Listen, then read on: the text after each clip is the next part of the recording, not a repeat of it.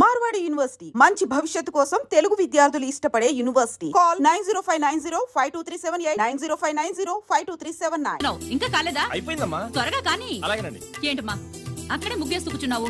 అక్కడ ఇంకా 3 పనులున్నాయి, త్వరగా వెళ్ళు. వెళ్తానమ్మగారు. ఏ పనులు చెప్పలేదు. ఏమే సుబ్బు, నీకు తెలీదా? అదేంటి నా మొహం చూస్తూ నిలబడ్డావు? త్వరగా కానీ. ఏంటి రాజేశ్వరి, ఏమిటి హడావిడి? ఏదైనా పండగ? ఒక రకంగా పండగేరా. అర్థం కాలేదు కానీ ఇంకో రకంగా చెప్పు. మీ నాన్నగారు వస్తున్నారా? ఏంటి, నాన్న వస్తున్నాడు? అవునరా, మీ నాన్నగారు తలుచుకుంటున్నట్టున్నారా? ఆయన తలుచుకుంటే ఎక్కిళ్ళు కాదు, హార్ట్ అటాక్ వస్తుంది. వస్తా. ఒరే గిరి ఆగరా. హలో అన్నగారు, మీ ముద్దుల నాన్నగారిని చూడ్డానికి వచ్చేసారన్నమాట. ఏమిట్రా నువ్వు? అంత దూరం నుంచి నేను వస్తే నువ్వేంటి ఇక్కడున్న వాడివి బయటికి వెళ్ళిపోతున్నావు? ఆయన రాగానే నన్ను చూశాడనుకో తేడా వస్తుంది, నీకా ఆయనకా ఇద్దరికి. అందుకే బయటికి పోతున్నా, వస్తా. గిరి, ఏమిటమ్మా వీడు? 14 ఏళ్ల క్రితం నాన్నగారే ఇంకా వాడి మనసులో ఉన్నట్టున్నారా?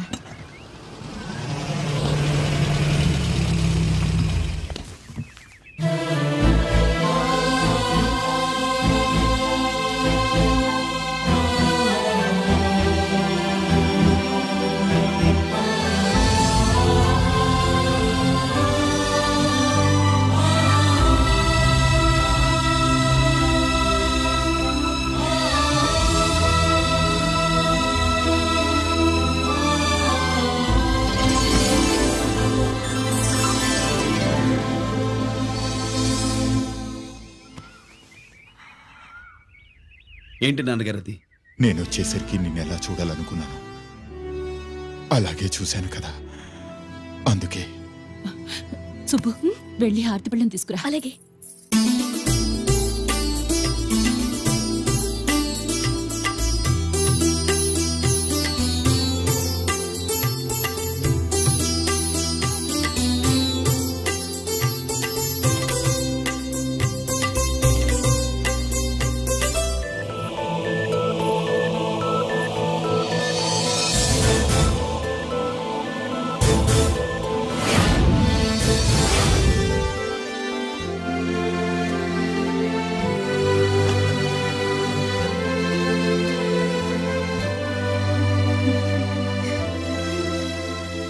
నువ్వు అంటా నచ్చుకోండి బావా. నా కూతురు సుబ్బలక్ష్మి. పక్కన గిరుండాలే. ఏడివాడు? మీరొస్తున్నారని కొబ్బరికాయ కొట్టడానికి గుడికెళ్ళాడండి. అలాగా, వాణ్ణి చూడాలి. పద గుడికి వెళ్దాం. పందెమేంటో తెలుసుగా, ఒకే గోలీతో ఒకే ఛాన్స్ లో కుండని పగలగొడితే కుండకి 100. ఓకేనా? ఓకే గాని అన్నా, ఈసారేంటి కప్పులు వదిలేసి డబ్బుల మీద పడ్డావు? సుబ్బులకి కొత్త డ్రెస్ కొనిద్దాం అనుకుంటున్నా. ఒరే లక్కీ, ఒక్కసారి నీ లక్కీ హ్యాండ్ తో దీన్ని టచ్ చేయరా.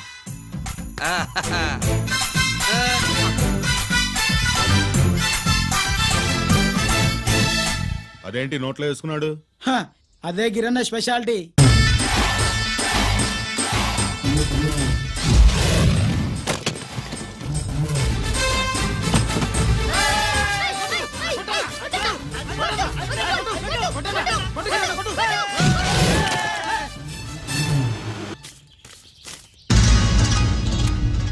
ఏంట్రా ఇది? ఎలా కోళమా? మిగతా 500 నా దగ్గర లేవు. మర్యాదగా 3 అంకెలు లెక్కెట్టలోగా ఇవ్వకపోతే నాకు 3 అవుద్ది, ఆ తర్వాత నీకు 3. 1 2 3.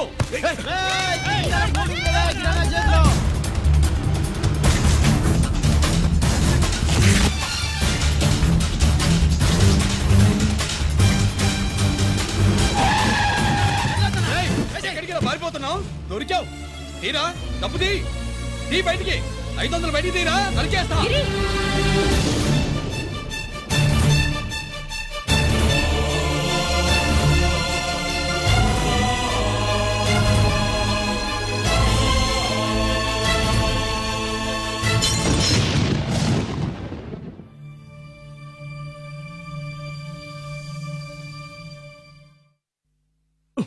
పెద్దాన్ని ఎలా చూడాలనుకున్నాను అలా చూశాను. వీణ్ణి ఎలా చూడకూడదనుకున్నాను అలాగే చూశాను. ఏం చేసావురా? నేనేం చేయలా, ఈయనే మొత్తం చెడగొట్టాడు. ఈ రోజు ఈయన వల్ల 500 లాసు. చూసావా, 500కి ఇచ్చిన విలువ కూడా నాకు ఇవ్వట్లేదు. విలువల గురించి మీరు మాట్లాడద్దు. 14 ఏళ్ళు ఎక్కడున్నారో తెలియదు. ఉత్తరాలు లేవు, ఫోన్ పలకరింపులు లేవు. ఎట్లా ఉంటారా? మీ నాన్న ఏమన్నా జైల్లో ఉన్నా ఖైదీ అనుకుంటున్నావా? సెల్ ఫోన్లు ఏమి సప్లై చేయడానికి? పాకిస్తాన్ యుద్ధ ఖైదీ. వీడింతే మారడు. మీరు మారారా? ఆ ఎక్స్ట్రాలే వద్దనేది. ఎగస్ట్రాగా పుట్టినోడని కదా, ఎగస్ట్రాలే ఉంటాయి. ఏంట్రా గిరి, మాటకు మాట అని నాన్నగారికి కోపం తెప్పిస్తావు? నేను ముందే చెప్పాగా, రాగానే నాతో పెట్టుకుంటాడని. నా దృష్టిలో కుటుంబం అంటే మీరు ముగ్గురే. మీరు హ్యాపీగా ఉండండి.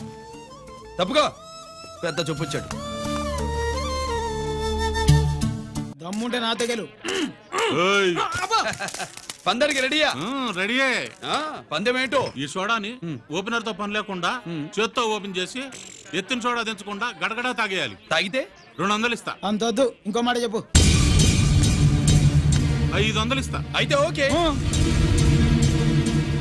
అవునరా, లక్కీ గాడు ఎక్కడా? ఇంకా రాలేదన్నా. అన్నగిరినా, లక్కీ వాళ్ళ అమ్మ నాన్న ముగ్గురు చచ్చిపోయారన్నా. అందరూ పురుగుల మందు తాగేశారన్నా.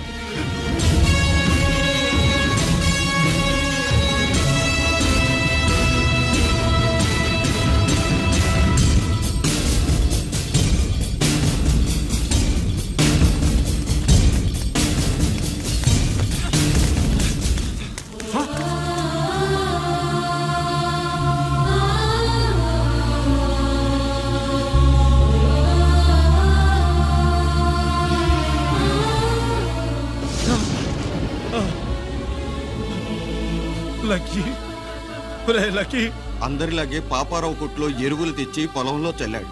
పంట పాడైపోయింది. ఇదేంటయ్యా అని పాపారావు నిలదీసి అడిగితే నీ దిక్కున్న తోడ చెప్పుకో అని కొట్టాడంట. పంట పండకపోతే బ్యాంక్ అప్పు ఎలా తీర్చాలనుకున్నారేమో ప్రాణాలు తీసుకున్నారు. మన ఊళ్ళో రైతులందరి బతుకులు ఇట్నే తగలబడ్డాయిరా. ఆ పాపారావు గాడు కల్తీ ఎరువులు అమ్మినంత కాలం మనం ఇలాంటి చావుల్ని చూడాల్సిందేరా. వాళ్ళు పోవటమే కాకుండా అనవసరంగా పసిపిల్లాన్ని కూడా తీసుకుపోయారు.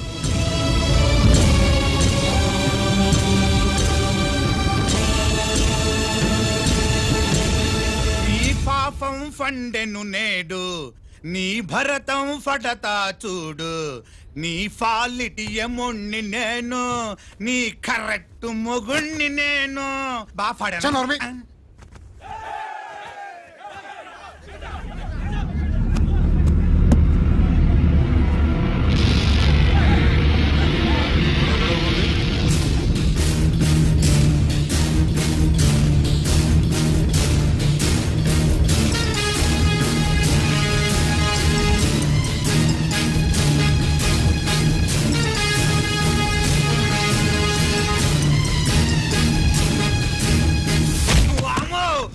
పగిలిపోయింది.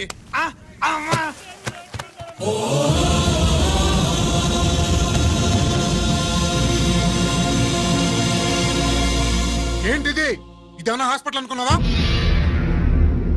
వీడికి ప్రాణం లేదు. అయితే ఇక్కడికి ఎందుకు తీసుకొచ్చావు? తీసుకెళ్ళి శ్మశానంలో తగలై. రైతులు పంటలు పండిస్తున్నారు, కానీ పంటనెప్పుడు కల్తీ చెయ్యరు.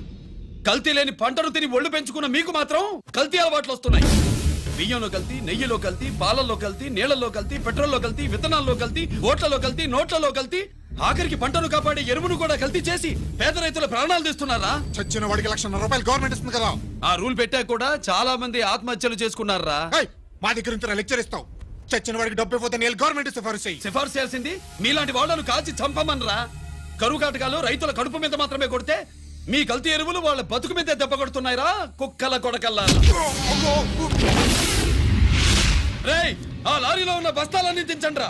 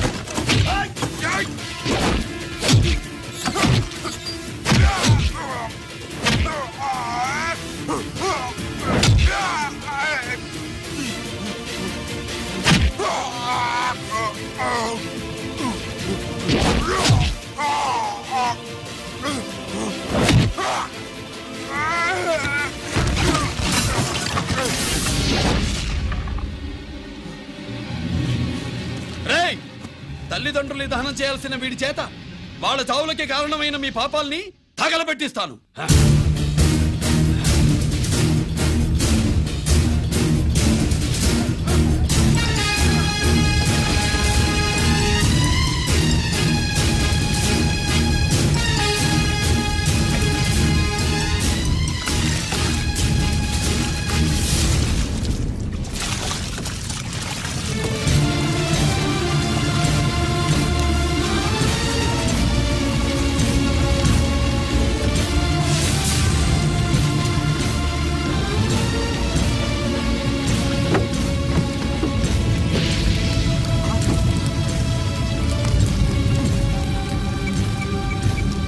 Police station.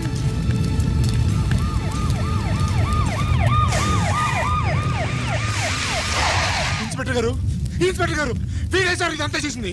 ఎవడో చచ్చాడని చెప్పి జనాలందరినీ వేసుకొచ్చి మమ్మల్ని అందరినీ కొట్టి నా బస్తాలని తగలబెట్టేశారు సార్. ఏంటి నువ్వేనండి ఇవన్నీ గాలి చేసినది? నేను నేను నేను నేను నేను నేను నేను నేను నేను నేను అంతా నానంటున్నాను. వీడికి అల్లూరి సీతారామరాజు ఫ్యామిలీకి ఏదైనా కనెక్షన్ ఉన్నదా? ఈందే ఆయన జిల్లేనండి. అయినా మనకెందుకు సార్, నేనంటే నేనని ఇంతమంది అంటున్నారు. మన స్టేషన్లో 2 సెల్సే ఉన్నాయి. షార్ట్ సర్క్యూట్ అయిందని రాసుకుని కేసు మూసేద్దాం.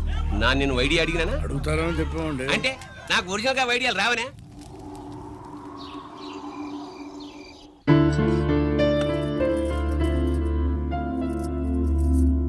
ఆగు రాజేశ్వరి.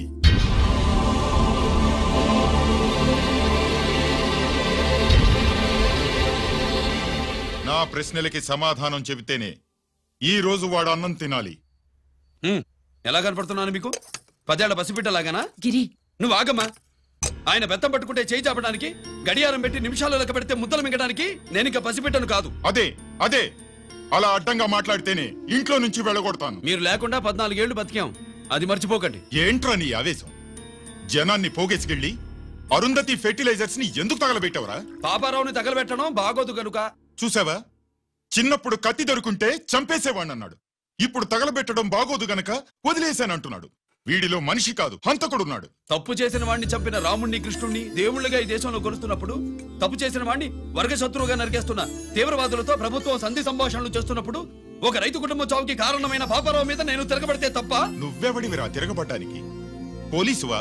ఆ పోలీసులే మాకు రక్షణ కల్పించండి బాబోయ్ అని రోడ్డు మీద ఊరేగింపులు చేస్తున్నారు. పోలీసులు వచ్చినప్పుడు నీ టైం బాగుండి నేరం మేవే చేశావని జనం ఒప్పుకున్నారు గనక నువ్వు తప్పించుకున్నావు. లేకపోతే ఈ పాటికి ఇక్కడ కాదు, కట్టకటాల వెనకుండేవాడి. బాగా గుర్తు చేశారు. అసలు ఈ ఇంటికంటే నాకు జైలే బెటరు. ఏంట్రా ఆ మాటలు? లేకపోతే ఏంటమ్మా, గడ్డి తింటున్న పశువును కూడా మనిషి అదిలించాడు. అటువంటిది అన్నం తింటున్న నన్ను?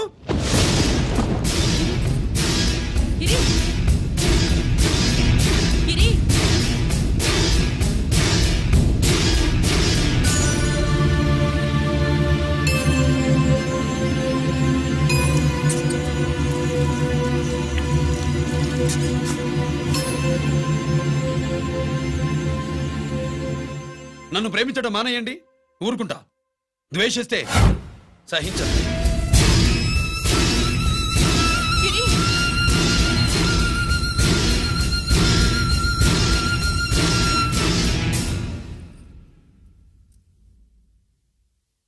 వాడిలా అయిపోయాడేంటి? వాడన్న మాటలు ప్రశాంతంగా కూర్చుని ఆలోచించండి, మీకే తెలుస్తుంది. రే కోటిగా, ఆ తగలబెట్టిన వాడి పేరేమిటి? ఆడి పేరు గిరి నాన్న. మన బ్యాంక్ చైర్మన్ ఎన్కౌంటర్ లో చంపాడే ఏసీపీ రంజిత్ కుమార్, వాడు తమ్ముడీడు.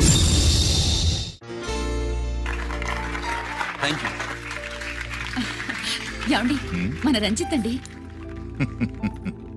మనం డబ్బు డిపాజిట్ చేసుకున్న బ్యాంకు బోర్డు తిప్పేస్తే ప్రభుత్వం పట్టించుకోలేదు.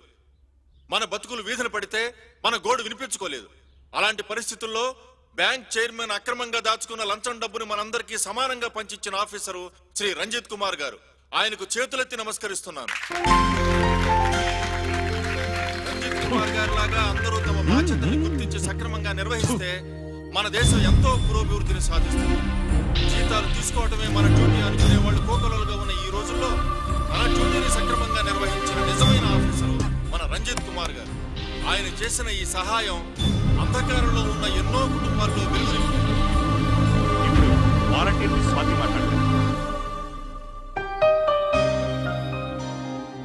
మామూలుగా ప్రజల కోసం రిస్క్ చేసిన ఆఫీసర్స్ ని ప్రభుత్వం ప్రమోషన్ ఇచ్చి సత్కరిస్తుంది.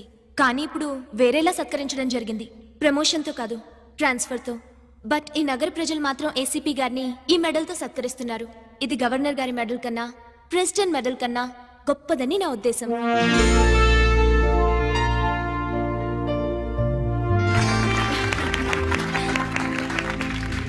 ఏమండి, మీది ప్రెసిడెంట్ ఆఫ్ ఇండియా మెడల్ ఉండాలి కదా, అది ఎక్కడుంది? అది లేదు రాజేశ్వరి.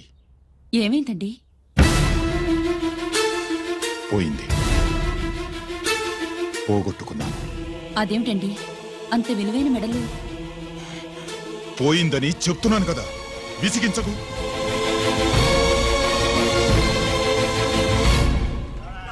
ఇదిగో. ఏంటి బావా, నీ వెండి కప్పులన్నీ కరిగిస్తున్నావు? నా కాళ్ళకి వెండి పట్టీలు చేస్తున్నావా? కాదు. మరి దేనికోసం?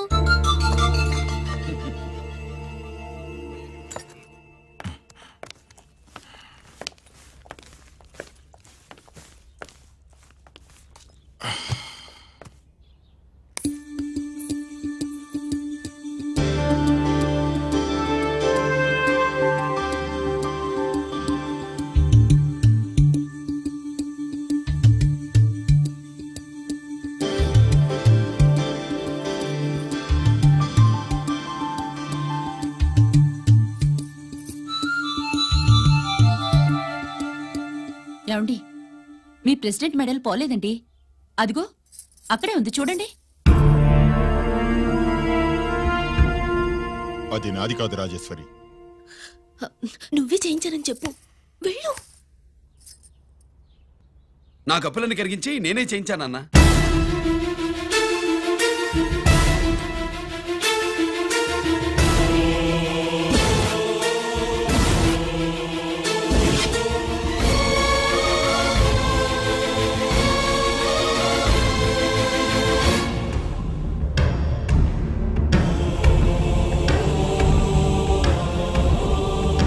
Mr. Chakravarti, surrender all your medals, including the President's Gallantry Award. Including the President's Gallantry Award. No!